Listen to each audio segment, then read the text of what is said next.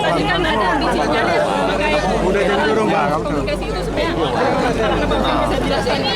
ini kan alat mikrofon, alat penjernih suara, bitmon, alat biasa, bukan alat bantu.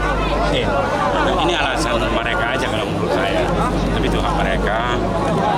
Ini kan rakyat bisa melihat. Apakah mereka tidak siap mengadu gagasan, Bapak dan Ibu menilai. Ini kondisi kita. Oh, demokrasi nggak butuh kekerasan. Kalau memang ada ini, dibilang ambil pindah. Kalau memang nggak bisa, ngapain harus mulai dengan kekerasan? Kan mereka yang memulai. Kita menunggu bahwa ini dilanjutkan ternyata tidak. Ya, bilang apa? Saya taat pada hukum. Tahapan tetap saya ikut. Ini kan proses tahapan. Mendewasakan demokrasi. Ya kan, Syekh? Silakan, Syekh. Diulang aja kapan, ayo. dengan tidak dilanjutkan tadi, gimana komentarnya nih, Syekh?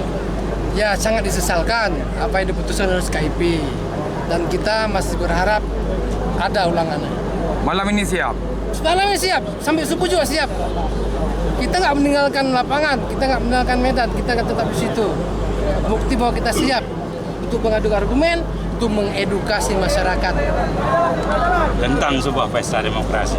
Ini kan hak asas, hak rakyat. Memilih pemimpin untuk 5 tahun ke depan. Itu saya pikir.